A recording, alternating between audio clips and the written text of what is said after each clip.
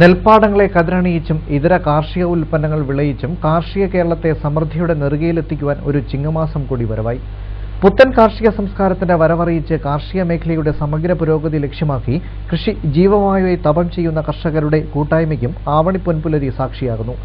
സമൃദ്ധിയുടെയും നിറവിന്റെയും ഉത്സവമായ പൊന്നിൻ തിരുവോണത്തെ വരവേൽക്കുവാൻ കാത്തുനിൽക്കുന്ന മലയാളക്കരയ്ക്ക് തിലകക്കുറിയായി ഒരു കർഷക ദിനം കൂടി കടന്നുപോയി. ചിങ്ങമെന്ന് കർഷക ദിനമായി സംസ്ഥാനത്തൊട്ടാകെ വിവിധ പരിപാടികളോടെയാണ് ആചരിച്ചത്. പുനലൂർ കൃഷിഭവന്റെയും നഗരസഭയുടെയും സർവീസ് സഹകരണ ബാങ്കിന്റെയും സംയുക്താഭിമുഖ്യത്തിൽ കലയനാട് കൃഷിഭവനിൽ കർഷക ദിനാചരണവും കാർഷിക സെമിനാറും സംഘടിപ്പിച്ചു. നഗരസഭാ ചെയർപേഴ്സൺ വിമല ഗുരുദാസിന്റെ അധ്യക്ഷതയിൽ ചേർന്ന ചടങ്ങിൽ കൃഷി ഫീൽഡ് ഓഫീസർ പൊന്നച്ചൻ സ്വാഗതം പറഞ്ഞു. Punalur MLA advocate K Raju കർഷക ദിനാചരണവും കാർഷിക സെമിനാറും ഉദ്ഘാടനം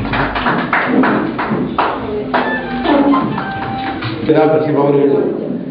ചർച്ചാ ക്ലാസുകൾ, കർഷകരെ ആദരിക്കൽ, കൃഷിയുമായി ബന്ധപ്പെട്ടുള്ള മറ്റ് പരിപാടികൾ, ഇവയെല്ലാം തന്നെ കൃഷിഭവനുകളുടെ നേതൃത്വത്തിൽ സംഘടിപ്പിക്കപ്പെട്ടു.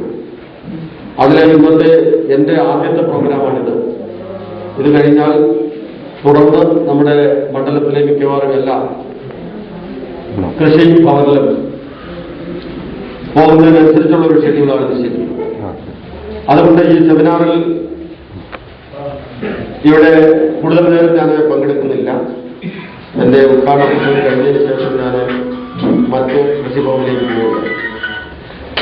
ഇവിടെ 2 പേര് കൃഷിയുമായി ബന്ധപ്പെട്ടുള്ള ക്ലാസുകൾ നയിക്കുന്നു എന്നും നോട്ടീസിൽ കാണിച്ചിട്ടുണ്ട്. അതെല്ലാം കൂടെ ഏതാണ്ട് ഒരു ദിവസം നീണ്ടു നിൽക്കുന്ന പരിപാടിയാണ്. ഉച്ചഭക്ഷണം സഹിതം കാര്യങ്ങളെല്ലാം നല്ല ഭംഗിയായി നടക്കും എന്നുള്ള പ്രതീക്ഷയാണ്. വിജയകരമായ ഈ കർഷക ദിനാചരണം പൂർത്തീകരിക്കാൻ കഴിയട്ടെ എന്ന് ഞാൻ അതിനെ ആശംസിക്കുന്നു.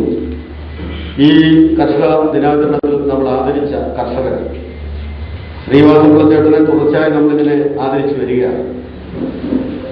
നെൽകൃഷി മേഖലയിൽ ഏറെ പ്രതിസന്ധികൾ, വെല്ലുവിളികൾ ഉണ്ടെങ്കിലും ആ വെല്ലുവിളികളെല്ലാം നേരിട്ടുകൊണ്ട് ഇപ്പോഴും യഥാർത്ഥത്തിൽ കൃഷി ചെയ്യുന്ന കർഷകർ അവരെ യഥാർത്ഥത്തിൽ നമ്മുടെ രാജ്യത്തിന് തന്നെ നൽകുന്ന ഏറ്റവും വലിയ സേവനമാണ്.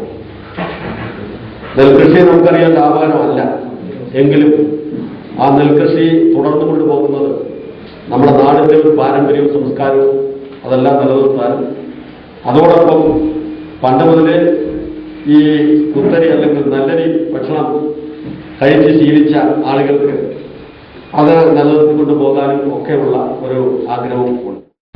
കൃഷിഭവന്റെ പരിധിയിൽപ്പെടുന്ന മികച്ച കർഷകരെ എംഎൽഎ പൊന്നാട അണിയിച്ച് ആദരിച്ചു.